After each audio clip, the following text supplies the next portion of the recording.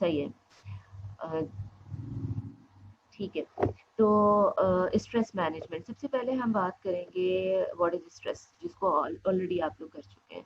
तो यहाँ पे जो डेफिनेशन है इस वक्त थ्योरेटिकल अगर हम देखते हैं तो वो डेफिनेशन हमें क्या बता रही है कि stress can be defined as our physical, mental, emotional and behavioural reactions. ठीक है, क्या है? रिएक्शंस है। किस चीज़ के reactions? To any perceived demand और थ्रेट्स। सही है। तो स्ट्रेस जो जिसे हम टेंशन भी कहते हैं, हम तनाव भी कहते हैं, हम प्रेशर भी कह रहे होते हैं, हम स्ट्रेन का वर्ड भी यूज़ करते हैं। बहुत से लोग एंजाइटी के साथ भी उसको सिनोनिम यूज़ कर रहे होते हैं। बहुत से लोग जो हैं वो उसे डिप्रेशन में भी काउंट कर रहे होते हैं। तो स्ट्रेस क्या है? कुछ रिएक्शंस हैं जो फिजिकल रिएक्शंस भी हो सकते हैं, इमोशनल रिएक्शंस भी हो सकते हैं, आपके जो मेंटल रिएक्शंस भी हो सकते हैं, और उसके अलावा आपके कॉग्निटिव रिस्पॉन्सेस भी आ सकते हैं। ठीक है, और वो रिस्पॉन्सेस होंगे परसीव्ड थ्रेट और डेंजर। सही है। तो ये है बेसिकली स्ट्रेस। अब ये जो परसीव्ड का वर्ड है वो क्या है? परसेप्शन, यानी सिचुएशन जो है हम सबके सामने सेम है, पर्सन ए ने उसको डिफरेंटली पिक किया या परसीव किया, दूसरे ने उसे डिफरेंटली लिया, तीसरे ने उसकी इंटरप्रिटेशन डिफरेंट की। तो इस तरह से सिमिलर सिचुएशन की इंटरप्रिटेशन जो है वो डिफरेंट होती है। ठीक है, छोटी सी एग्जांपल लेते हैं और हम में से बहुत से लोगों पे वो बड़ी फिट बैठती है एग्जांपल। लिजर्ड। ठीक है, आप बैठे हुए मजे से कोई काम कर रहे हैं अपना, आप चाहे वो आप टीवी देख रहे हैं या आप बुक रीडिंग कर रहे हैं या फिर आप सिंपली अपने चाय का कप लिया हुआ है और आराम से बैठे हुए हैं और एंजॉय कर रहे हैं अपने टाइम को, और एकदम से आपकी नज़र पड़ती है कि जनाब सामने वॉल पे या ऊपर छत के ऊपर जो है एक लिजर्ड आ गई है। ठीक है, अब कमरे में दो और लोग भी बैठे हुए अपना काम कर रहे हैं। ठीक है, अब परसेप्शन क्या है कि पर्सन ए जो है हो सकता है वो बड़े रिलैक्स उसमें बैठे रहे कि हाँ ठीक है, इट्स नॉर्मल। पर्सन बी हो सकता है शाउट करने लगे कि ये कहाँ से आ गई, इसको बाहर निकालो। ठीक है, और पर्सन सी जो है वो क्या करेगा? तुम चुप करो, अभी इसको बाहर निकाल देते हैं। ठीक है, तो ये है कि किसने उसे थ्रेट लिया? पर्सन बी ने उसे एज थ्रेट ले लिया, यानी उसने कहा कि आई कांट स्टैंड इट। ठीक है, ये है जो लीड कर रहा है स्ट्रेस की तरफ। पर्सन ए को कोई फर्क ही नहीं पड़ा, इसलिए उसे स्ट्रेस ही नहीं हुआ, वो अपने काम करता रहा। ठीक है, और सी जो था उसने क्या किया? उसने सोल्यूशन पे फोकस करना शुरू किया कि इसे सॉल्व कैसे किया जाए। स्ट्रेस में वो भी नहीं आया, उसने कहा कि हाँ सिचुएशन यहाँ पे मौजूद है, देखते हैं how can we deal it. ठीक है, तो ये हमारे रिस्पॉन्सेज होते हैं। तो आगे चलते हैं और देखते हैं कि नेचुरल रिस्पॉन्सेज जो स्ट्रेस के कौन से होते हैं। तो बेसिक रिस्पॉन्सेज हमारे सामने जो आते हैं वो है फाइट और फ्लाइट रिस्पॉन्स।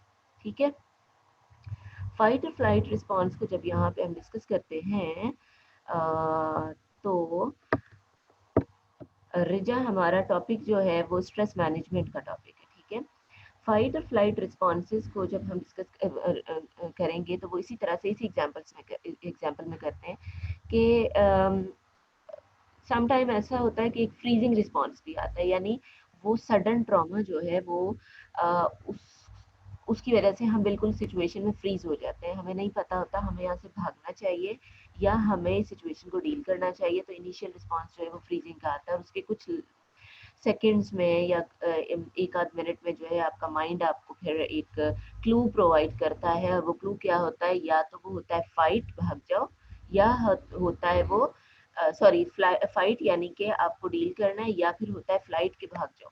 ठीक है, तो पर्सन ए जो है उसे क्योंकि वो स्ट्रेसफुल नहीं था तो वो उसे कोई फर्क नहीं पड़ा, उसका कोई रिस्पॉन्स नहीं आया, तो उसे फाइट या फ्लाइट की जरूरत ही नहीं है क्योंकि स्ट्रेस तो था ही नहीं। पर्सन बी जो है वो फ्लाइट वाला रिस्पॉन्स की तरह के उसने शाउटिंग शुरू की और उसने वहां से निकलने की कोशिश की। ठीक है, और अपनी तरफ से उसने सिचुएशन से यूं डील किया कि मैं यहाँ से निकल जाऊं। सही है। पर्सन सी जो है उसने क्या किया? उसने फाइट को चूज किया कि मैं नहीं जाऊंगा, इसको यहाँ से बाहर निकालना है। तो ये कॉमन रिस्पॉन्सेज होते हैं, और ये कहाँ से आते हैं? आपके बॉडी के कुछ हार्मोन्स रिलीज हो रहे होते हैं, आपके बॉडी का जो सिंपैथेटिक नर्वस सिस्टम है वो जब भी किसी थ्रेट को परसीव करता है सिचुएशन में तो वो आपके बॉडी के डिफरेंट फंक्शंस को अलर्ट कर देता है। ठीक है, वो अलर्टनेस जो है वो हमें रेडी करती है, प्रिपेयर करती है to take action against the threat or demand in your environment. ठीक है। अब वो कैसे प्रिपेयर करती है कि जो कॉमन रिस्पॉन्सेज को अगर हम देखते हैं तो वहाँ पे जो चीज़ है हमें ये पता चलता है कि आइज डायलेट हो रही होती हैं, ब्रीदिंग जो है वो आपकी जो है वो अनकंट्रोल हो रही होती है।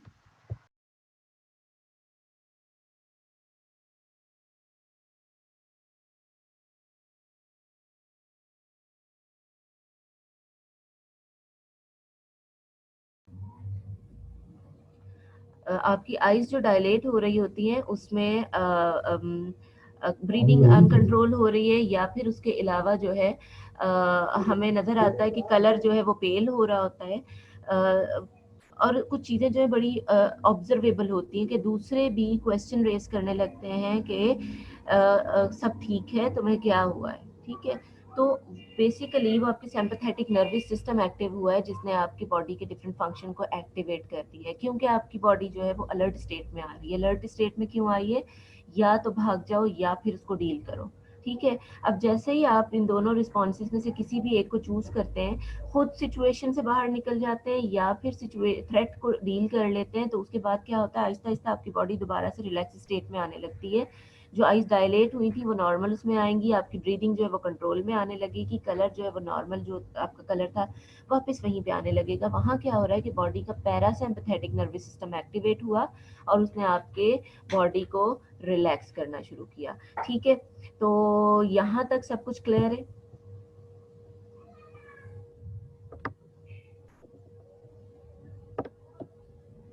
अच्छा, अभी तक कोई क्वेश्चन नहीं है, इसका मतलब है कि सब कुछ क्लियर है। तो आगे मूव करते हैं और देखते हैं हम कुछ कॉमन चीज़ें जो जो हमारे लिए सिचुएशन को स्ट्रेसफुल बनाती हैं, यानी कि स्ट्रेसर्स की जो हमने बात की थी अपनी एक्टिविटी में। यहाँ पे इन जनरल हम बात करेंगे, आगे एक स्लाइड में जो है वो कुछ चीज़ों को सेपरेटली भी मैंने प्रेजेंट किया हुआ है, तो उसमें से कुछ को हम डिस्कस करेंगे और कुछ जो है वो आप रीड करेंगे। Situation that have strong demands, किसी भी तरह की डिमांड्स हो सकती हैं, आपके पेरेंटल स्टैंडर्ड्स भी हो सकते हैं कि तुम्हें जो है वो 99% ही लेना है, ठीक है। या आपकी अपनी डिमांड्स हो सकती हैं, जी मुझे तो ये जीपीए ही लेनी है, सही है। सॉर्ट एनालिसिस में आपने देखा होगा strength, weaknesses, opportunities and threats. तो उसमें थ्रेट्स क्या हो सकते हैं कि लैक ऑफ रिसोर्सेज, कि मेरी जो कैपेबिलिटीज है वो इतनी नहीं है, लेकिन मैंने खुद से डिमांड जो इम्पोज की है वो बिल्कुल ऐसी है जो मेरे रिसोर्सेज से मैच नहीं कर रही, स्ट्रेस डेफिनेटली होगा, ठीक है। तो इसलिए फ्लेक्सिबल रखना ज़रूरी है। Situation that are forthcoming, अभी सिचुएशन आई नहीं है और हम पहले से परेशान होना शुरू हो गए, जो कि यूजुअली हम कर रहे होते हैं, पता नहीं क्या होगा, जो ये कोविड-19 है पता नहीं कब ख़त्म होगा, कब हम ये करेंगे, पता नहीं एग्ज़ाम्स कैसे होंगे, ऑनलाइन क्लासेस पता नहीं ये क्या है, ठीक है। क्या है, सिचुएशन नहीं आई, एग्ज़ाम्स भी बहुत दूर है, कोविड-19 का भी अभी अनसर्टेनिटी है। जैसे कि आपने देखा नीचे जो लिखा हुआ है एम्बिग्विटी, ज़ाहिर है अनसर्टेन सिचुएशन है, आप कुछ नहीं कर सकते, आपके लिए ये डायरेक्टली कंट्रोलेबल नहीं है। तो ये लास्ट पॉइंट जो है उससे भी ये चीज़ बिल्कुल इसमें आ सकती है कि हर वो चीज़ जो अनकंट्रोल्ड है, जिसे आप डायरेक्टली कंट्रोल नहीं कर सकते, वो भी स्ट्रेसफुल होती है, क्योंकि हम उसकी भी टेंशन ले रहे होते हैं कि जी ये क्यों नहीं हो सकता, मुझे ये सब कुछ कर लेना चाहिए। तो वहाँ पे हमें इस चीज़ को आइडेंटिफाई करना सबसे पहले ज़रूरी होता है फर्स्ट स्टेप पे, कि कौन सी चीज़ें वो हैं जिन्हें मैं खुद कंट्रोल कर सकता हूँ या कर सकती हूँ, और कौन सी चीज़ें वो हैं जिन्हें मैं कंट्रोल नहीं कर सकता। सही है, कैटेगराइज कर लेंगे तो फिर आप उन चीज़ों पे काम करते हैं जो आपके कंट्रोल में है, और जो आपके कंट्रोल में नहीं है, ज़ाहिर है आप जब कुछ नहीं कर सकते तो उसके लिए आपको स्ट्रेस लेने की ज़रूरत नहीं है, ठीक है जी। आगे चलते हैं, and this is an excellent example of stress, ठीक है। अब यहाँ पे भी आप सबकी इंटरप्रिटेशन डिफरेंट होगी, परसेप्शन डिफरेंट होगी, लेकिन अगर सिंपल इसकी मैं आपको बताऊँ तो ट्रांजिशन है बेसिकली। यहाँ पे हमने ट्रांजिशन को शायद स्किप किया है, तो मैं यहाँ पे बता देती हूँ लाइफ ट्रांजिशंस क्या हैं आपके लाइफ में आने वाली चेंजेस। आप जब स्कूल से आपने मैट्रिक किया तो ट्रांजिशन पीरियड था, क्योंकि आप स्कूल से निकल के कॉलेज में जा रहे थे, कॉलेज का एनवायरनमेंट बिल्कुल डिफरेंट था, आपको ज़रा फ्रीडम भी मिला होगा वहाँ पे। तो बहुत से लोगों के लिए वो स्ट्रेसफुल होता है कि उस फ्रीडम को किस तरह से डील करें। फिर आप यूनिवर्सिटी में आए तो और डिफरेंट था, ठीक है। पहले आपको पूरा जो सर्टेन आवर्स थे वो बैठना होता था, सारी क्लासेस लेनी होती थी, अब नहीं है। अब आपको खुद डिसीजन मेकिंग करनी होती है, कौन सी लेनी है कौन सी नहीं लेनी, कितनी एब्सेंस है और कितनी जो हम कर सकते हैं। फिर कुछ रिलेशनशिप बिल्ड हो रहे होते हैं, क्योंकि जैसे जैसे आप ग्रो कर रहे हैं तो वहाँ पे क्या है, हर स्टेज की रिक्वायरमेंट होती है। फिर आप यूनिवर्सिटी से निकलेंगे, जॉब में जाएंगे, उसकी अलग डिमांड्स आएंगी, ट्रांजिशन है। फिर जो है वो मैरिड लाइफ स्टार्ट होगी, अगेन ट्रांजिशन पीरियड है। फिर जो है वो becoming a parent, again transition period है। तो स्ट्रेसफुल हो सकती हैं सारी चीज़ें, ठीक है। हाँ, हमारी डीलिंग पे डिपेंड करता है कि हम कितना इफेक्टिवली उन सिचुएशंस को डील करते हैं। इसके बाद चलते हैं और इसी को कनेक्ट करते हैं कि स्ट्रेस जो है क्या हमेशा नेगेटिव ही है। तो ऐसा बिल्कुल नहीं है। यू स्ट्रेस जो है वो पॉजिटिव है। यू स्ट्रेस क्या है, required level of stress to perform a certain task. ये वो लेवल है जो हमें मोटिवेट कर रहा होता है अपने लाइफ के सारे जो काम हैं वो कंप्लीट करने के लिए। अगर जो है आपके ऊपर एक वो जो एग्जाम्स की बेल बजती है कि जी मई में एग्जाम्स होंगे, ठीक है, स्प्रिंग के, अगर वो कंडीशन रिमूव कर दी जाए कि नहीं जी कोई एग्ज़ाम नहीं होगा, तो स्ट्रेस नहीं होगा, हमें यूँ स्ट्रेस नहीं होगा, हम कोशिश ही नहीं करेंगे लर्निंग की, हम उन चीज़ों को गो थ्रू ही नहीं करेंगे। अभी कुछ क्वेश्चन बार बार जो रेज हो रहे हैं, जब मैं क्वेश्चन आंसर में जाती हूँ या ग्रुप को मैं देखती हूँ, तो वहाँ क्वेश्चन क्या है कि मैम प्लीज़ टॉपिक रिपीट कर दें क्विज के। टेंशन स्टार्ट हो चुकी है वहाँ पे, ठीक है। जबकि इस वक्त वो अनकंट्रोल्ड है, इस वक्त वो अपलोड नहीं हुआ, कुछ नहीं हुआ, सिर्फ आपको इन्फॉर्म किया गया है। अब ये आप पे डिपेंड करता है कि आप उसे यू स्ट्रेस रखेंगे या फिर डिस्ट्रेस में कन्वर्ट कर देंगे, ठीक है। एक्सेसिवली लेंगे कि अब क्या होगा, कैसे करेंगे, तो वो डिस्ट्रेस हो जाएगा, ठीक है। यू स्ट्रेस की एग्जांपल्स मैंने अभी जो डिस्कस की थी कि ग्रेजुएटिंग फ्रॉम कॉलेज, जाहिर है आगे जैसे ही जाएंगे, getting married, becoming a parent, receiving a promotion, promotion के साथ भी आपकी सैलरी भी इंक्रीज हो रही है, आपकी फैसिलिटीज इंक्रीज हो रही हैं, बट उसके साथ साथ आपकी रोल और रिस्पॉन्सिबिलिटीज में भी तो चेंज आ रहा है ना, तो वो भी फिर स्ट्रेसफुल हो सकता है। अच्छा जी, डिस्ट्रेस में क्या एग्जांपल्स हो सकती हैं, ये सबकी डिफरेंट होंगी, कॉमन चीज़ें भी आती हैं, हमने यहाँ पे कॉमन को लिया है। इसमें से बहुत से लोग खुद चेक कर सकते हैं कि वो उनकी लाइफ में जो स्ट्रेस है वो या स्ट्रेसर है वो किस तरह के हैं, जो उन्हें किसी ना किसी तरह के ट्रबल सम फीलिंग्स एक्सपीरियंस उन्हें करनी पड़ती हैं। फाइनेंशियल डिफ़िकल्टीज़ हो सकती हैं, आपकी रिलेशनशिप में कॉन्फ्लिक्ट्स हो सकते हैं, एक्सेप्टेंस के इश्यूज़ हो सकते हैं, एडजस्टमेंट इश्यूज़ हो सकते हैं, बहुत ज़्यादा ऑब्लिगेशन, वहाँ पे भी प्रॉब्लम आ सकती है। क्रॉनिक इलनेस कोई हो, चाहे वो आपके अपने साथ हो, चाहे फैमिली मेम्बर या लव्ड वन के साथ हो, वो भी स्ट्रेसफुल होता है। कोई एक्सीडेंट हो जाए, अगेन प्रॉब्लम आती है आपकी। सडन कोई ऐसी चीज़ जिसकी वजह से हॉस्पिटलाइज होना पड़ जाए, चाहे आपको या रिलेटेड किसी पर्सन को, ज़ाहिर लाइफ में चेंज आ रहा है, स्ट्रेसफुल है। कोई भी ट्रॉमेटिक सिचुएशन फेस की, अगेन स्ट्रेसफुल है, चाहे वो माइनर लेवल की है या मेजर लेवल की, ठीक है। उसके अलावा एक और चीज़, करंट से अगर हम करें, हमें से बहुत से लोग, बल्कि मेजॉरिटी वो होंगे जिनकी फैमिली में या जिनके रिलेटिव में कोविड-19 का कोई केस नहीं होगा, बट हम फिर भी स्ट्रेस में। क्यों स्ट्रेस में? एक्सपोजर बहुत मिल रहा है मीडिया से, सोशल मीडिया से, व्हाट्सएप पे बम्बार्डमेंट हो रही है, ये फाइल आ रही है, वो नॉलेज आ रहा है, तो एक्सेसिव नॉलेज भी स्ट्रेसफुल होता है। इसीलिए जब हमने ये बात लास्ट वीक भी स्टार्ट की थी तो यही था, और मैंने उस सब यही बात की थी कि ये जो शेयरिंग ऑफ नॉलेज है उसको स्टॉप कर दें। Enough, more than enough knowledge हमें मिल चुका हुआ है, हम सबको पता है ये सिचुएशन क्या है। तो अब जो है वो एक काम स्टेट में आने की ज़रूरत है ताकि हम इसे डील कर सकें, तो ये चीज़ें भी स्ट्रेसफुल हो सकती हैं। अच्छा जी, स्ट्रेस के रिस्पॉन्सेज यानी कि जो इम्पैक्ट की हमने बात की थी एक्टिविटी में, उसको हम अलग अलग यहाँ देखेंगे, क्योंकि डेफिनेशन में हमने देखा था रिएक्शंस हैं कौन से, physical reactions, behavioural reactions, mental reactions और कॉग्निटिव और इमोशनल रिएक्शंस, ठीक है। तो हम सेपरेटली यहाँ पे क्विकली से डिस्कस करेंगे कि वो कौन सी तरह के रिएक्शंस या रिस्पॉन्सेज होते हैं जो जिससे हम गुजर रहे होते हैं। अच्छा जी, तो फिजिकल रिस्पॉन्सेज आपके सामने इस वक्त स्लाइड ओपन है। हार्ट रेट इंक्रीज हो जाता है, आपको लगता है कि वो हार्ट बीट जो है आपको अपने कान में सुनाई दे रही है, ठीक है। हैंड्स बिकम क्लैमी, स्वेटिंग सी हो रही होती है, गीले गीले बिल्कुल वेट होते हैं, कि कुछ लोग जो है वो बार हाथ में टिश्यू रख रहे होते हैं कि वो जो है वो उसको ड्राई कर सकें। कुछ को आपने देखा होगा कुछ ऐसा कर रहे होते हैं। और ड्यूरिंग एग्जाम तो बहुत ज़्यादा हमें मिल रहा होता है कि वो बार बार उन्हें जो है वो ट्राई करना पड़ता है, क्योंकि ज़ाहिर है पेन नहीं पकड़ा जा रहा। तो ये भी हो सकता है। बॉडी शेक कर रही होती है। ये जो बॉडी शेकिंग है ये सम टाइम ऑब्जर्वेबल होती है कि दूसरों के लिए विजिबल होती है। और उसे कंट्रोल कैसे कर रहे होते हैं, कुछ हम यूँ कर रहे होते हैं कि नज़र ना आए, ले पेंसिल पकड़ लेते हैं या कोई टिश्यू पकड़ लेते हैं हाथ में। प्रेजेंटेशन में भी आप खुद को ऑब्जर्व करें, आप में से कुछ लोग होंगे जब वो प्रेजेंटेशन के लिए सामने जाते हैं तो कोई ना कोई चीज़ उन्होंने हाथ में पकड़ी होती है। क्यों पकड़ी होती है? ताकि वो जो एक शेकिंग वाला रिस्पॉन्स है वो दूसरे ऑब्जर्व ना करें। ठीक है।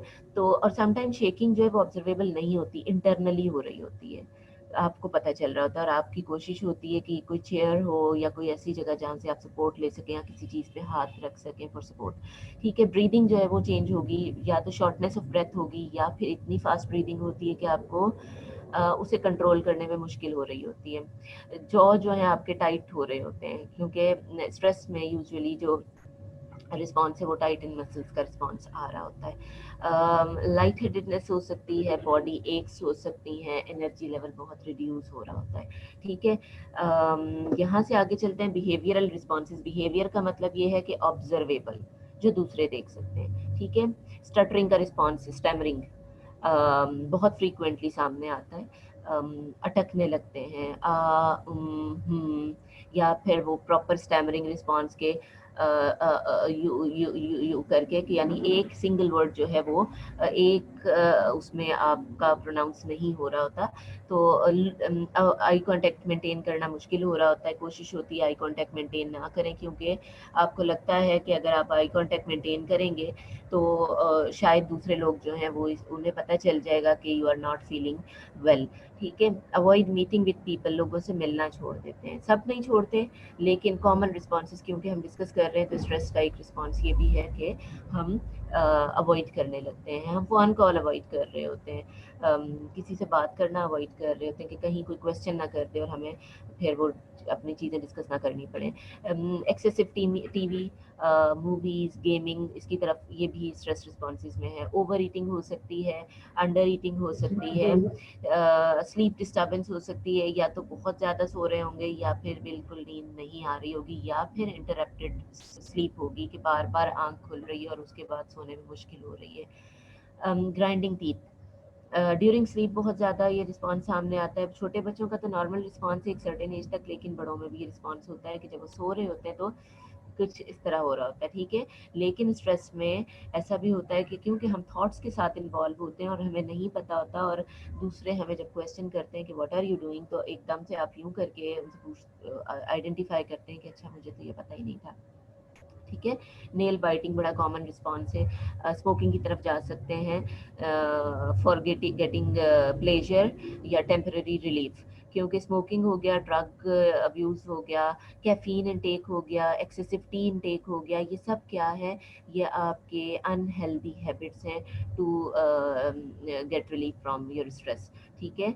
शॉर्ट टर्म अगर आप देखें तो आपको थोड़ी देर के लिए लगेगा कि हाँ माइंड जो है ना थोड़ा सा फ्रेश हो रहा है, लेकिन वो बहुत ब्रीफ ड्यूरेशन के लिए है। और थोड़े टाइम के बाद आपको वो जो क्वांटिटी, अगर आप 4 कप या 6 कप पी रहे थे, आपको उसमें फिर वो प्लेजर नहीं मिलेगा, आपको वो स्ट्रेस फ्री रिस्पॉन्स वहाँ से नहीं मिलेगा। अब आपको क्या ज़रूरत है? या तो आप उसकी डोज ज़्यादा कर देंगे या उसकी क्वांटिटी इंक्रीज़ करेंगे, ताकि आपको वो इफ़ेक्ट मिल सके, वो रिलीफ मिल सके। तो इसका मतलब है कहाँ जा रहा है? एडिक्शन की तरफ जा रहा है। तो ये ब्रेन रिवॉर्ड सर्किट होता है जो इन सारी चीज़ों को डील कर रहा होता है, और एक सर्टेन स्पेसिफिक टाइम तक तो वो आपको रिवॉर्ड मिल रहा होता है, लेकिन उसके बाद जो है वो सेम अमाउंट में या क्वांटिटी में वो रिवॉर्ड मिलना बंद हो जाता है। तो वहाँ से एडिक्शन की आप समझ लें कि वो शुरुआत हो रही होती है। तो ये अनहेल्दी हैबिट्स हैं, अगर आप में से कुछ लोग करते हैं तो उसे कट डाउन करना शुरू करें। शुरू में थोड़ी मुश्किल होती है, लेकिन आपको अपनी मेंटल हेल्थ और फिजिकल हेल्थ के लिए ये करना ज़रूरी है।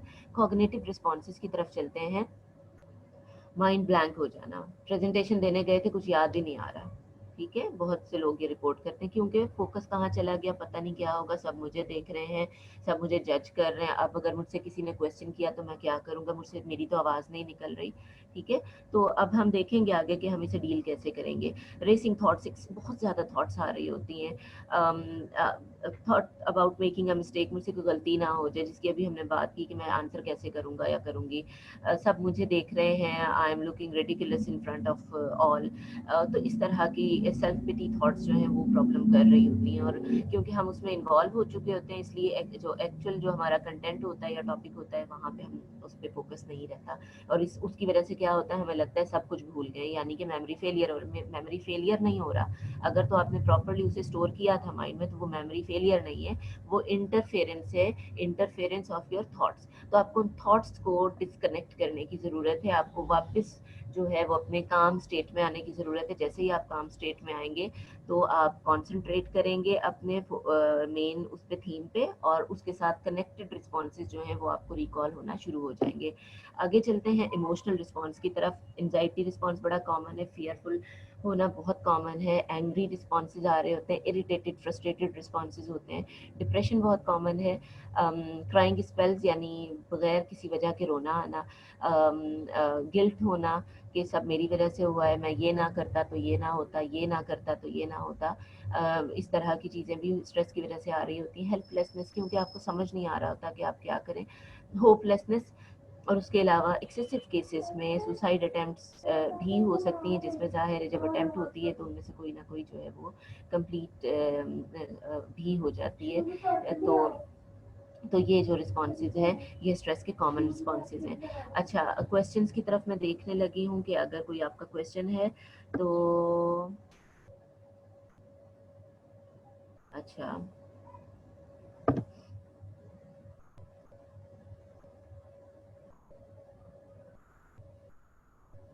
बिल्कुल, ये जो एक क्वेश्चन आया है एक्सेसिव सेल फ़ोन यूसेज का, तो ये भी बिल्कुल ये बिहेवियरल एडिक्शन में आता है, और ये वही कैफ़ीन इनटेक और जो हमने स्मोकिंग या ड्रग्स की बात की थी, या एक्सेसिव टी इनटेक की बात की थी, ये भी उसी कैटेगरी में आता है। क्योंकि जब आप सेल फ़ोन यूज़ करना शुरू करते हैं, तो शुरू में आप माइंड डाइवर्ट करने के लिए कर रहे होते हैं, ठीक है?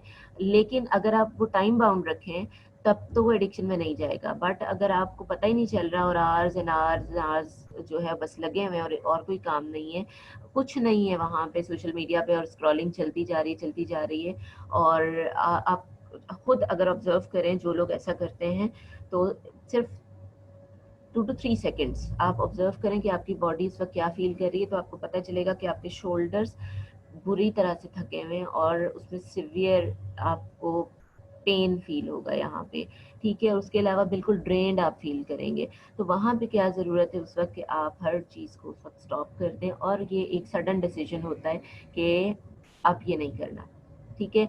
एक्सेसिव गेमिंग, ये डिफरेंट गेम्स, पबजी हो गया, कैंडी क्रश हो गया, जितने भी गेम्स हैं, तो वो भी इसी के अंदर आते हैं। इसीलिए जब हमने टेम्पलेट्स स्टार्ट किए थे, तो उसमें काफ़ी सारे लोगों का जो है वो हम स्टॉप करने की तरफ हम जा रहे थे, और कुछ लोगों ने रिपोर्ट किया था कि उन्होंने अपने फ़ोन से उन्हें डिलीट कर दिया है। तो अगर दोबारा से किसी ने अपलोड किया है, तो काइंडली उसे डिलीट कर दें, क्योंकि यह आपके लिए ज़रूरी है, ठीक है?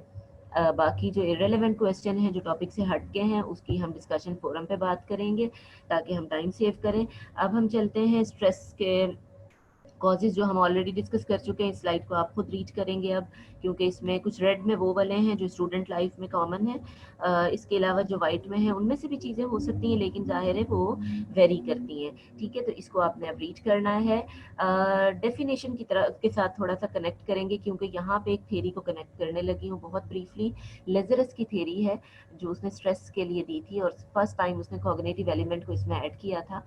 जो हमने परसेप्शन की बात की, तो परसेप्शन बेसिकली कॉग्निटिव एक कॉन्सेप्ट आप समझ लें, ठीक है? क्योंकि यहाँ से कनेक्टेड है वो, चीज़ों की अंडरस्टैंडिंग डेवलप करने में आपको हेल्प कर रहा होता है।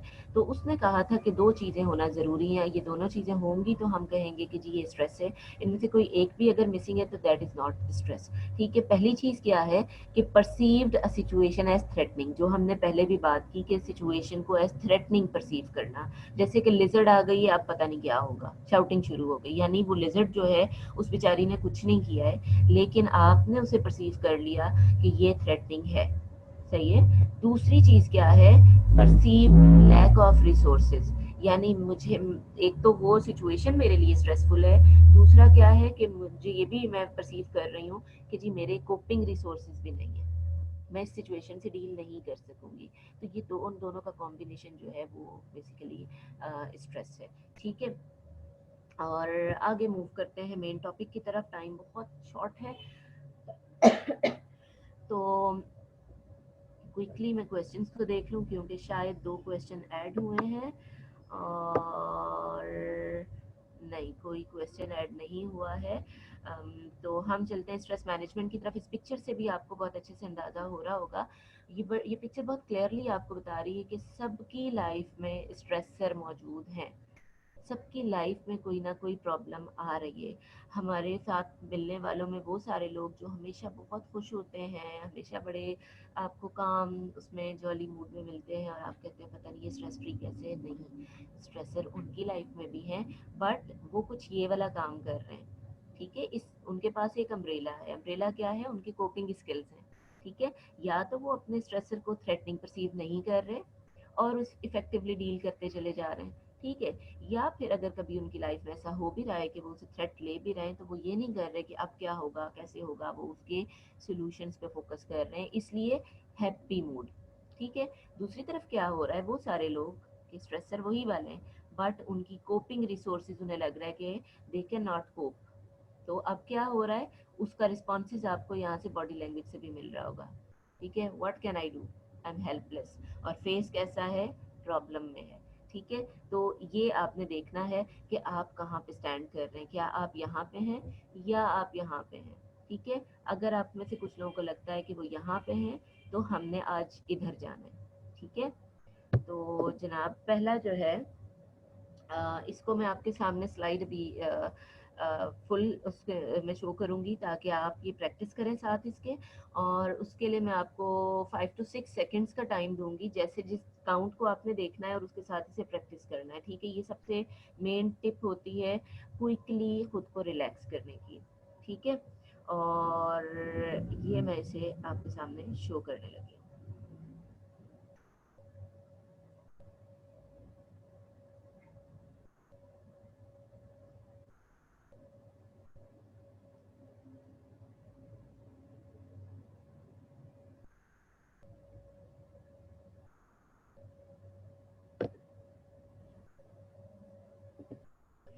अच्छा जी, तो 1 से लेके 7 तक ब्रीथ इन का टाइम था और 1 से लेके 11 तक ब्रीथ आउट का टाइम था, ठीक है?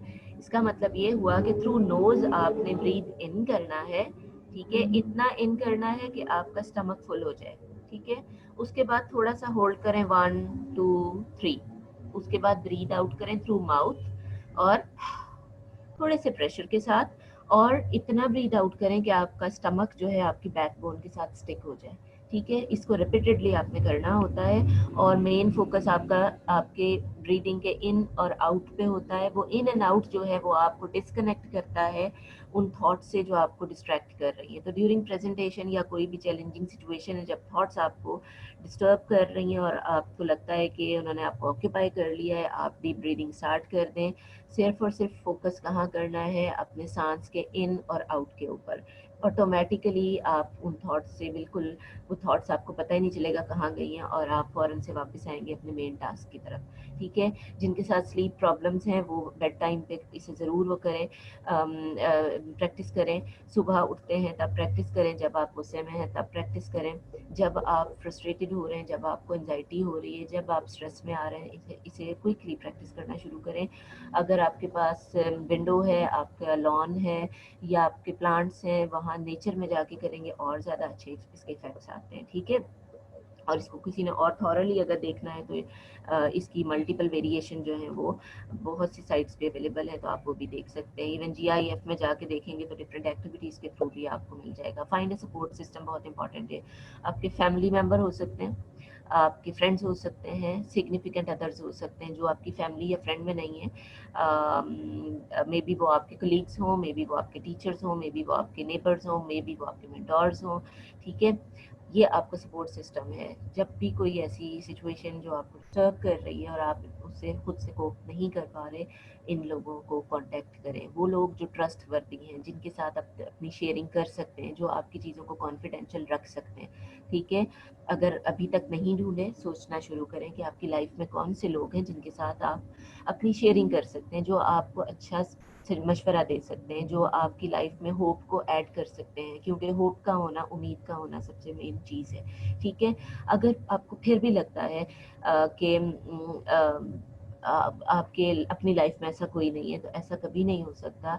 कोई ना कोई पर्सन ज़रूर होता है, सिर्फ आपको आइडेंटिफाई करना है। आपके मिलने वालों में कोई नहीं है तो फिर प्रोफेशनल्स वहाँ पे हैं जो आपको सपोर्ट प्रोवाइड करते हैं, ठीक है। वो प्रोफेशनल ज़ाहिर है आपके फैमिली मेम्बर नहीं है, वो आपके फ्रेंड्स नहीं हैं, वो आपके सिग्निफिकेंट अदर शुरू में नहीं होते, लेकिन जब आप कांटेक्ट करते हैं तो शायद आपकी लाइफ में उनका जो एक जगह बनती है वो सिग्निफिकेंट अदर में आ रही होती है, ठीक है।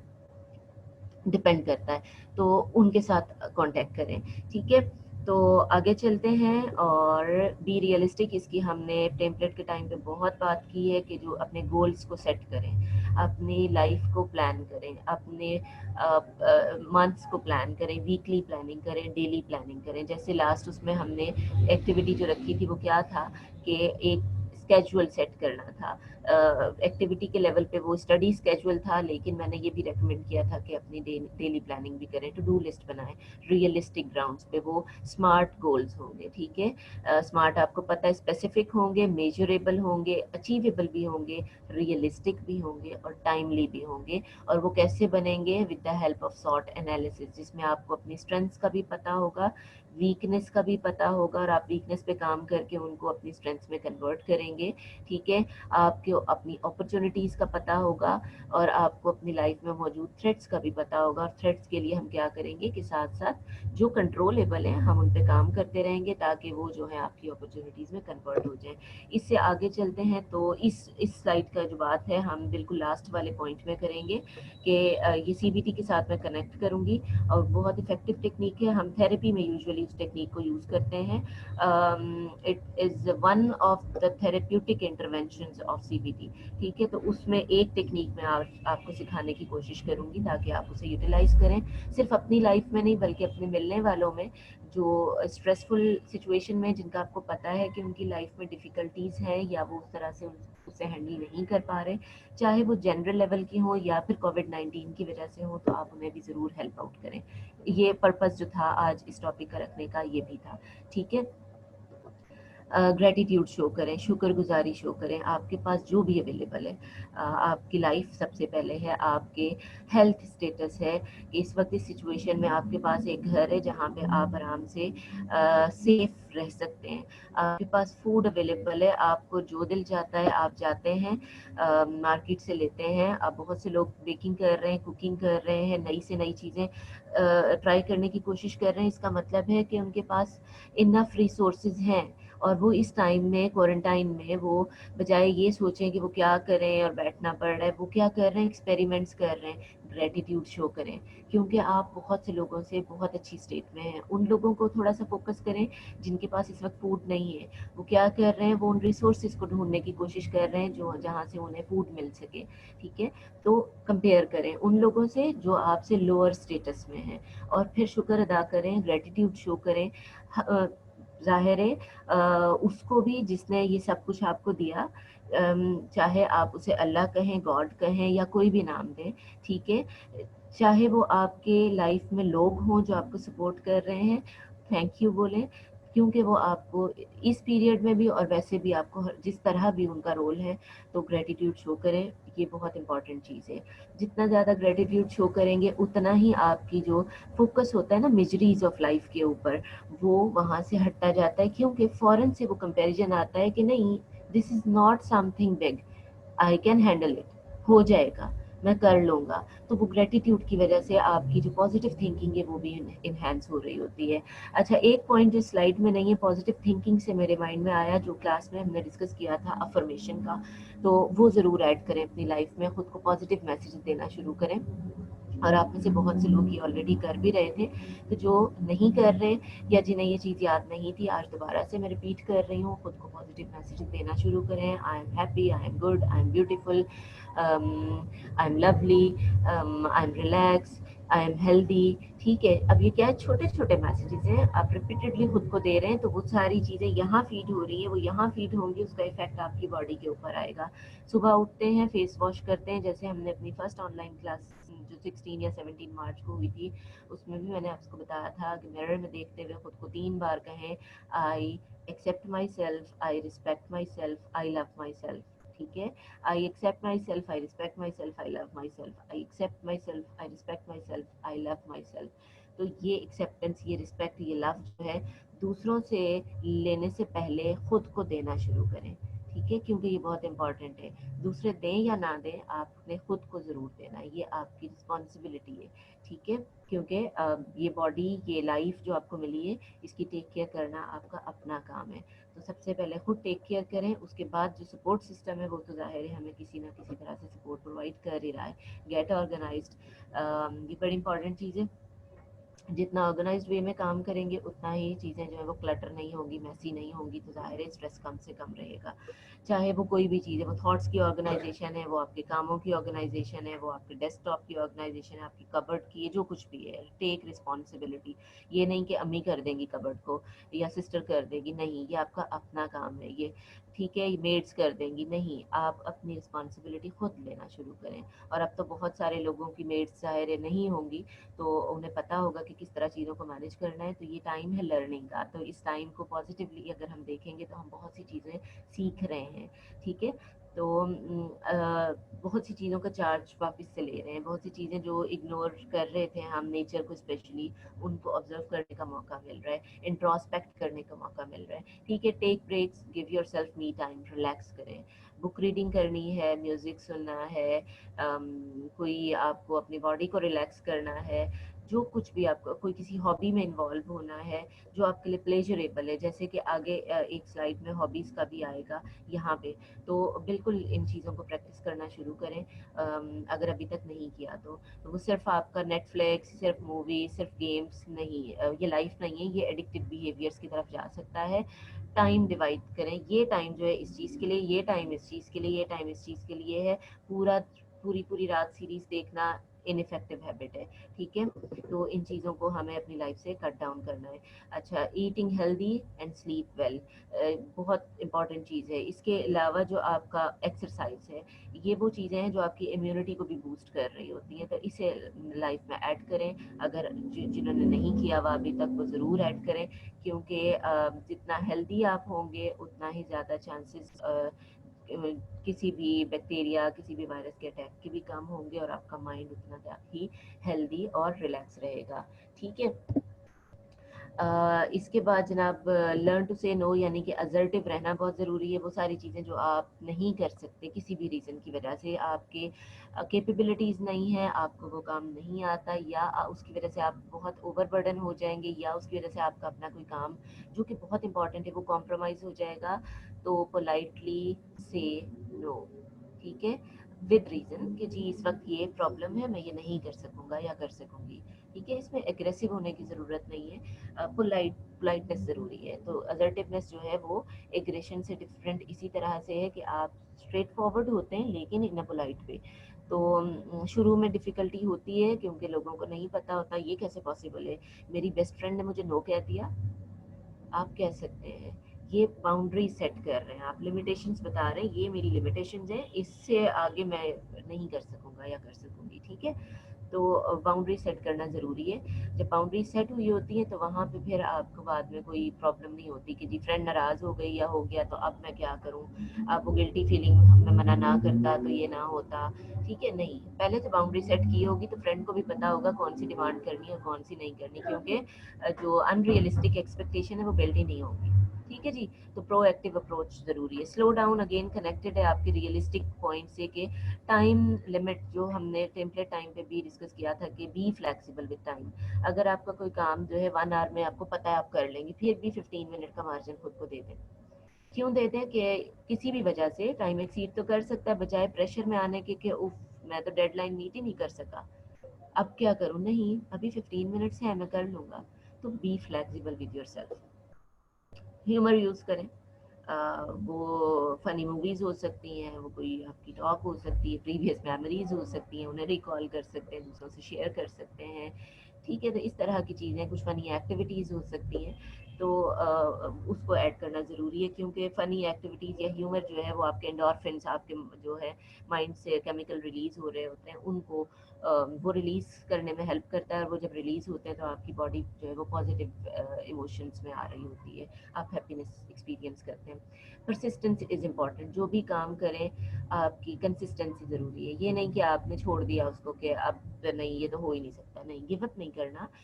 प्लान ए बनाएं, प्लान बी बनाएं, प्लान सी बनाएं। ए काम नहीं करेगा, बी पे मूव कर जाएं, बी ने काम नहीं किया, सी पे मूव कर जाएं, सी ने काम नहीं किया, डी पे मूव कर जाएं। ठीक है, बट लगे रहें, क्योंकि परसिस्टेंस जो है वो इन द एंड लीड करती है सक्सेस की तरफ। ठीक है, अब मैं आपका क्वेश्चन आंसर देख रही हूँ, ताकि अगर कोई आपका क्वेश्चन है तो हम उसको टाइमली आंसर कर सकें। और नहीं, अभी तक कोई क्वेश्चन नहीं है, तो इससे मैं क्या समझूं कि सब समझ में आ रहा है या कुछ समझ नहीं आ रहा है? जल्दी से मुझे क्वेश्चन आंसर में बताएं, क्योंकि लास्ट स्लाइड बड़ी इंपॉर्टेंट है और उसको ज़ाहिर है हमें कवर करना है कॉल एंड होने से पहले। क्विकली रिस्पॉन्स करें अपने क्वेश्चन आंसर में जाके।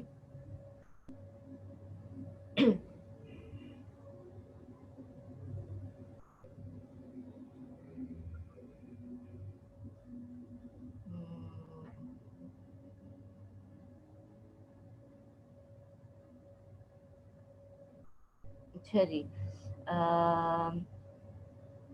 ठीक है, रिलेटेबल क्वेश्चन, तो बिल्कुल यही यही पर्पस था इसको करने का, क्योंकि इस वक्त जो है वो हम सबको ज़रूरत है। ठीक है, और ठीक है, वेरी गुड, यानी आप लोगों को समझ में आ रहा है, ज़बरदस्त। तो अब हम चलते हैं सबसे ज़्यादा इम्पोर्टेंट स्लाइड की तरफ, और ये मैंने आपको पहले बताया कि थेरेप्यूटिक टेक्निक है, जो क्लाइंट्स जो है वो थेरेपी या काउंसलिंग के लिए आ रहे होते हैं, तो ये वर्कशीट्स के थ्रू होती है। ज़ाहिर है इस वक्त हम नहीं कर सकते इसको वर्कशीट के थ्रू, इस पे नंबर ऑफ़ आवर्स की वर्कशॉप्स हो रही होती हैं। ठीक है, लेकिन हम इसको इस तरह से करेंगे कि आप इसे बहुत आराम से समझ सकें। इस वक्त आपके सामने जो स्लाइड है, अगर आप उसे रीड करने की कोशिश करें, तो एपिक्टेटस का एक सेइंग आपके सामने, people are disturbed not by things. ठीक है, not by things but by the views which they take of them. Lizard की एग्जांपल याद होगी, लिजर्ड ने आपको कुछ नहीं कहा था, आपने परसीव किया था। ठीक है, एपिक्टेटस ने यही बात की है कि सिचुएशन आपको कुछ नहीं कह रही होती, आप परसीव वैसे कर रहे होते हैं। जैसे कि कोविड-19 आपको घर में बैठे हुए कुछ नहीं कह रहा, लेकिन आप उसे परसीव कर रहे हैं, ये हो जाएगा, वो हो जाएगा, जबकि हमें अभी तक की रिसर्चेस ये बता रही हैं कि 2% रेट है मोर्टेलिटी का। सही है, और उसमें जो प्रिकॉशंस हैं वो सबसे मेन चीज़ है। अगर आप उनको एग्जीक्यूट करेंगे लाइफ में, तो वो वायरस अटैक करेगा ही नहीं। अब जब वायरस ही अटैक नहीं करेगा तो जाहिर है आगे की चीज़ें तो पॉसिबल ही नहीं है। सही है, तो ये वो चीज़ है, किस तरह से आपको थिंकिंग को मॉडिफाई करना होता है। तो एग्जांपल मैंने पहले कोट कर दी है, इसकी टिप्स को हम देखते हैं। नीचे जो दूसरी है एरन टी बैक, जिसने सीबीटी का जो फाउंडर है, यानी कॉग्निटिव बिहेवियर थेरेपी का फाउंडर, उसने कहा we have to take the dark sunglasses of depression off and see the world for the bright wonderful place it is. अब यहाँ पे उसने एग्जाम्पल डिप्रेशन की दी, अगर हम इसको स्ट्रेस से वो करते हैं, और उसने वर्ड क्या यूज किया है कि डार्क ग्लासेस, यानी वो जो आपका परसेप्शन है ना, उसको चेंज करते हैं, और उस नेगेटिव परसेप्शन की जगह अगर हम ब्राइट ग्लासेस ले लें, तो क्या होगा, हर चीज़ हमें क्लियर नज़र आएगी। ठीक है, ब्लैक कलर की ग्लासेस होंगे, सब कुछ ब्लैक दिखेगा, ग्रीन होंगे, सब ग्रीन दिखेगा, रेड होगा, सब कुछ रेड दिख रहा होगा। लेकिन अगर हम वाइट लेंगे, हर चीज़ जो है रियलिस्टिकली नज़र आ रही होगी, जो चीज़ जैसी है वैसी दिखेगी। यानी हमें क्या करना है, फैक्ट्स को देखते हुए अपनी थिंकिंग को मॉडिफाई करना है। तो कैसे करना है? Through practicing stop. ठीक है, अब ये स्टॉप में आप देख रहे होंगे डबल पी है। S is for stop, T is for take a deep breath, जो कि हमने अभी थोड़ी सी प्रैक्टिस की थी। O is for observe, P is for put in some perspective, and second P is practice what works। इसको हम देखेंगे कि जब भी हमें सबसे पहले क्या करना है, कि जब भी हम टेंशन में आने लगे, स्ट्रेस में आने लगे, तो आपने खुद को कहना है स्टॉप। ठीक है, आप ये कह सकते हो, वोकलाइज कर सकते हो खुद को, स्टॉप। और बड़े असर्टिव वे में करना है, ठीक, ऐसे पोलाइटली नहीं करना स्टॉप, उससे स्टॉप नहीं होगी आपकी थॉट। जैसे हम दूसरों को कह रहे होते हैं ना, how dare you do this और से दिस, सेम इसी तरह से आपने उसको स्टॉप कहना है, ठीक है। स्टॉप कह दिया तो वो थोड़ी देर के लिए चुप हो जाएंगी, आपकी थॉट्स वो बिल्कुल स्टॉप हो जाएंगी। Take a deep breath. अब अभी हमने देखा कि डीप ब्रेथ हमने क्यों करना है, ताकि आपकी बॉडी और आपका माइंड जो है वो रिलैक्स हो, फोकस आपकी ब्रीदिंग के इन और आउट पे चला जाए। उससे क्या होगा, थॉट से कनेक्शन हमारा जो है वो डिसकनेक्ट हो जाएगा। अब जब थॉट से डिस्कनेक्ट हो गया तो माइंड में क्लैरिटी आ रही है, ठीक है। हमने अब ऑब्जर्व करना है, वो क्लियर माइंड में हमने ऑब्जर्व करना है वो जो थॉट्स थी, क्या वो फैक्ट्स बेस्ड थी या वो ओपिनियंस थे। फैक्ट बेस्ड कैसी होंगी, जिसमें आपको आंसर मिलेगा कि हाँ बिल्कुल पहले भी यही हुआ था, अभी भी यही हो रहा है, और अब तो क्या किया जाए, ठीक है। और आपके पास यानी एविडेंसेस हैं। दूसरी तरफ मोस्टली केसेस में क्या होता है, फैक्ट बेस्ड नहीं होती हैं, ओपिनियन बेस्ड होती हैं। चेन ऑफ थॉट चलती जा रही चलती जा रही चलती जा रही है। थॉट्स हमेशा वो होती हैं, उसको आप जो शेप देना चाहेंगे वो बन जाएगी। वो ऐसा नहीं है कि अम, वो ऑटोमेटिकली आगे जा रहा है, जितना आप उसे रीइंफोर्स कर रहे हैं वो बनती जाएगी। आप इस वक्त बैठ के इमेजिन करना शुरू करें, या एक थॉट जनरेट, अगर आप नेगेटिव थॉट जनरेट करें कि जी उसने तो मेरे बारे में ये सोचा, अब वो कुछ भी है, बस एक थॉट आई ना, रैंडम थॉट, आपके पास कोई एविडेंस नहीं है। वो बेचारा या बेचारी जिसके लिए आप सोच रहे हैं वो खुद क्वारंटाइन में है इस वक्त, ठीक है, आपको पता ही नहीं है उसने कुछ सोचा भी या नहीं सोचा, लेकिन अब क्या हुआ, आपको ना थॉट ही वो कनेक्शन बिल्ड करवा, हाँ उस वक्त उसने मुझे यूं देखा था, उस वक्त उसने इस तरह से बात की थी। वो एविडेंसेस जो है फेक एविडेंसेस मिल रहे हैं आपको। तो ऑब्जर्व में आपने देखना है कि वो जो आपको लगता है एविडेंसेस है वो फेक एविडेंसेस है या फिर एक्चुअली फैक्ट्स है, ठीक है। ये हो गया आपका रियलिटी चेक, सही है जी। इसके बाद क्या है कि पुट इन सम पर्सपेक्टिव। अब आपने सोल्यूशन की तरफ जाना है कि आप उन थॉट्स को मॉडिफाई कैसे कर सकते हैं। अब आप जब देखेंगे तो आपने प्लानिंग करनी है यहाँ पे, ठीक है, कि आपको पता चल गया आपकी नेगेटिव थॉट्स जो हैं वो सिर्फ और सिर्फ ओपिनियन बेस्ड है, उसमें कोई रियलिटी नहीं है, सही है। तो अब क्या करेंगे कि अब आप सॉल्यूशंस की तरफ जाएंगे। अब आप देखेंगे कि मैं इन्हें कैसे स्टॉप कर सकता हूँ या कर सकती हूँ। प्लान ए बनाएं, बी बनाएं, सी बनाएं। और ये कौन से प्लानिंग होगी, जो अभी हमने प्रीवियसली नंबर ऑफ स्लाइड्स में हमने डिस्कस किया है, ठीक है। जिसमें सबसे पहली जो है वो डीप ब्रीदिंग है, क्योंकि रिलैक्सेशन इज इम्पॉर्टेंट। जैसे ही आप वो रिलैक्स होना शुरू करेंगे, second is affirmation, positive messages, ठीक है। तो थर्ड इज ग्रेटिट्यूड, सही है। तो जब ये चीज़ों का कॉम्बिनेशन आप यूज़ कर रहे होंगे तो आपके लिए, अगर कहीं कोई फैक्ट बेस्ड नेगेटिव थिंकिंग आ भी जाएगी ना, तो वो आपको फिर इफेक्ट नहीं, अपना नेगेटिव इम्पैक्ट नहीं छोड़ेगी, वो आपके लिए स्ट्रेसफुल नहीं होगी, क्योंकि आप में वो एक कामनेस डेवलप होना शुरू हो जाती है, जिसकी बेसिस पे आप फिर कहते हैं कि it doesn't matter for me. आपका वो एटीट्यूड डेवलप हो रहा होता है, जो हमने एक स्लाइड का कहा था ना कि हम ये आगे जाके कनेक्ट करेंगे, और वो था चेंज योर एटीट्यूड। तो बेसिकली वो आपका एटीट्यूड शिफ्ट हो रहा होता है। Life is 10% what happens to us, again वही चीज, 90% how we react to it, ठीक है। तो सिचुएशन ने कुछ नहीं कहा, आपका जो एटीट्यूड था, आप अगर उसे फैसिलिटेट करेंगे, रीइंफोर्स करते जाएंगे नेगेटिविटी को, वो बढ़ती चली जाएगी। लेकिन अगर आप उसे पहले ही स्टॉप कह देंगे, ठीक है, आप उसे अप्रूव ही नहीं कर रहे, आप उसे रीइंफोर्स ही नहीं कर रहे, तो जाहिर है वो आपको इफेक्ट भी नहीं करेगी, और आपका एटीट्यूड जो डेवलप होगा सो वॉट वाला होगा, it doesn't matter for me, it's not a big deal. कह दिया तो क्या हुआ, ये तो उसकी थिंकिंग है, मेरी तो नहीं है, ठीक है। तो वो आप देखेंगे कि आप में और दूसरे लोगों में आप डिफरेंस क्रिएट करना सीख जाएंगे।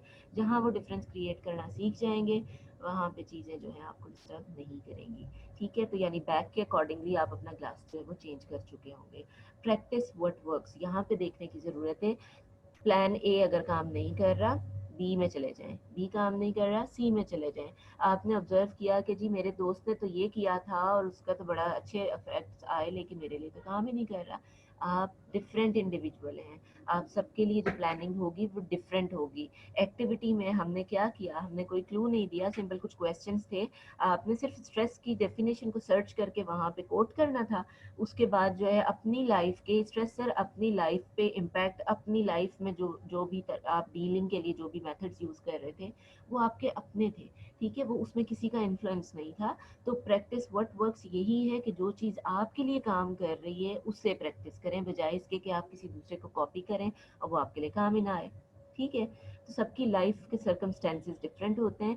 आपको स्ट्रेस मैनेजमेंट वाली पहली अगर स्लाइड याद हो जिसमें वो अम्ब्रेला था, तो वो भी यही बात करी, स्ट्रेसर सबके सेम है, डीलिंग डिफरेंट है। अगर एक के लिए प्लान ए काम कर रहा है ज़रूरी नहीं कि दूसरे के लिए भी काम करे, हो सकता है उसके लिए प्लान बी ज़्यादा अच्छा रहे, हो सकता है प्लान सी उसके लिए ज़्यादा अच्छा है। तो ये आपको डिसाइड करना है। इसके बाद क्या है कि जब आप ये प्रैक्टिस कर रहे होंगे, फिर आपको टाइम टू टाइम क्या करना है, अपनी रियलिस्टिक थॉट्स को चेक करना है, यानी वो जो एटीट्यूड शिफ्ट लाने की कोशिश कर रहे हैं आप उसे चेक भी करेंगे।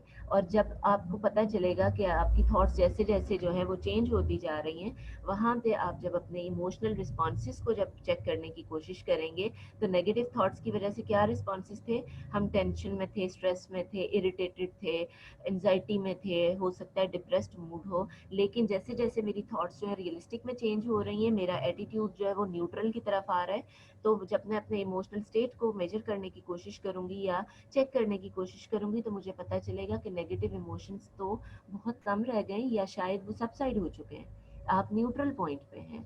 और ऐसा भी एक लेवल आता है कि जहाँ पे जब आप कि फेस पे भी कोई आपको कुछ नेगेटिव कह देता है, तो आपका एक रिस्पॉन्स आता है, वो बड़ी अच्छी सी स्माइल वाला रिस्पॉन्स होता है। ठीक है, वो सार्केस्टिक स्माइल नहीं होती। सार्केज्म का मतलब तो ये है कि आपने उसको रिस्पॉन्ड बैक कर दिया, यानी आपने उस कमेंट को या फीडबैक को ऑन किया और उसके बाद आपने थ्रू सार्केज्म उसको रिस्पॉन्स बैक किया। अब क्या हुआ, उसे फैसिलिटेट कर दिया, वो बार बार नेगेटिव मैसेजेस आएंगे।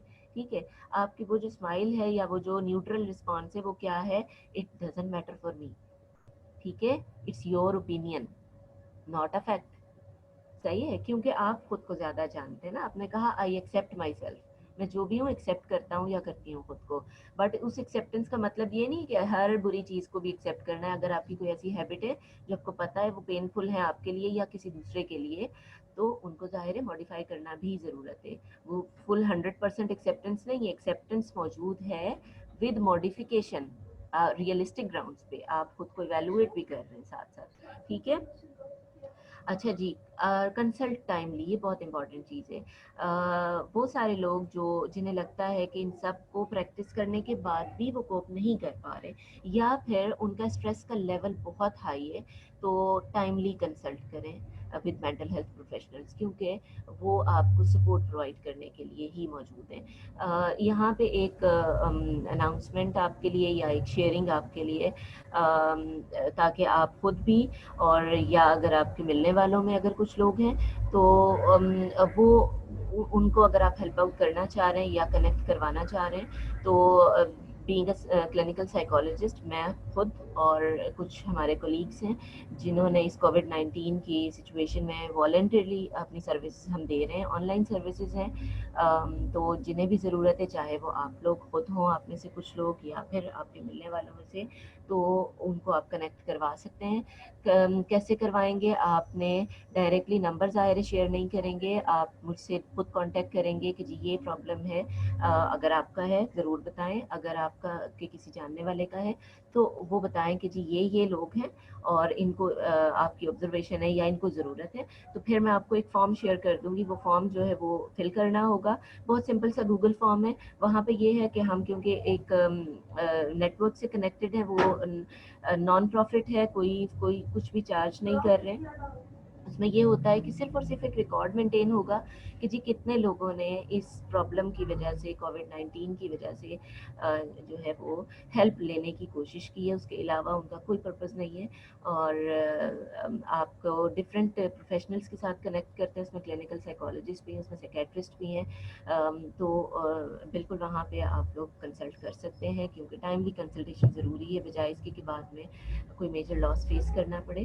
तो ये आपके लिए मेरी तरफ से हेल्प जो हम प्रोवाइड कर सकते हैं अपनी कैपेसिटी में रह के, वो हम कर रहे हैं। ठीक है, तो आप लोगों का कोई क्वेश्चन है तो आप रेज़ कर सकते हैं। अच्छा, ये जो स्लाइड्स मैंने मूव की हैं, ये वाली और ये वाली, ये आपकी स्टॉप टेक्निक से रिलेटेड है। इसकी थोड़ी-सी अगर आपको डिस्क्रिप्शन चाहिए तो वो ले सकते हैं। ये लास्ट स्लाइड जो है वो है कि स्ट्रेस मैनेजमेंट कोई एक सिंगल टेक्निक नहीं है, कॉम्बिनेशन ऑफ टेक्निक्स है। ठीक है, आपको अपना रूटीन सेट करनी होगी, इन चीज़ों को अपनी लाइफ में ऐड करना होगा। जितना ज़्यादा प्रैक्टिस करेंगे उतना ही ज़्यादा आपको फ्रूटफुल इसके आउटकम मिलेंगे। ठीक है जी, और लास्ट स्लाइड, स्माइल एंड